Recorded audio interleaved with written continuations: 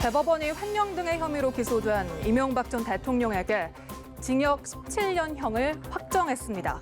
이명박 전 대통령이 기업 다스의 실소유주라고 본 건데요. 이로써 10년 넘게 끌어온 다스 실소유주 논란 종지부를 찍게 됐습니다. 오늘의 그래픽 뉴스, 다스는 MB 것입니다. 2007년 한나라당 대선 경선에서 불거진 이 전 대통령의 다스 보유 의혹은 특검 수사 끝에 무혐의로 종결됐었는데요.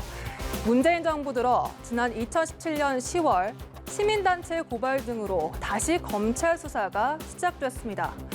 이 전 대통령은 결국 비자금 조성 등 16개 혐의가 적용돼 재판에 넘겨졌고 2018년 10월 또 2020년 2월에 2심 그리고 어제 대법원의 확정 판결이 나왔습니다.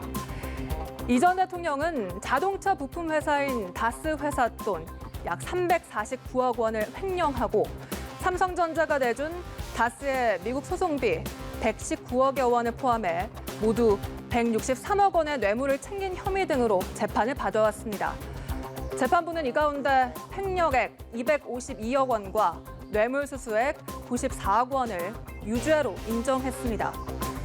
1심은 다스의 실제 주인이 이 전 대통령이라 판단하고 다스에서 조성된 비자금 등을 횡령액으로 봤는데요. 삼성이 대신 지급한 다스의 미국 소송비 역시 대부분 뇌물로 인정하면서 징역 15년과 벌금 130억 원을 확정했습니다. 2심은 이 전 대통령의 뇌물죄에 대해 징역 12년, 횡령 등 다른 범죄에 대해 징역 5년을 선고했습니다. 이렇게 1심보다 뇌물과 횡령액이 모두 늘어나면서 이 형량도 덩달아 늘었습니다. 대법원은 횡령과 뇌물수수 사실 인정과 관련된 원심 결론에 잘못이 없다면서 이 전 대통령의 징역 17년과 벌금 130억 원을 선고한 원심을 확정했습니다. 이 전 대통령은 판결 직후 변호인을 통해 법치가 무너졌다며 반발했는데요. 또한 진실은 반드시 밝혀질 것이라며 억울함을 내비쳤습니다. 2심 직후 구속 집행 정지 결정으로 자택에서 생활해온 이 전 대통령.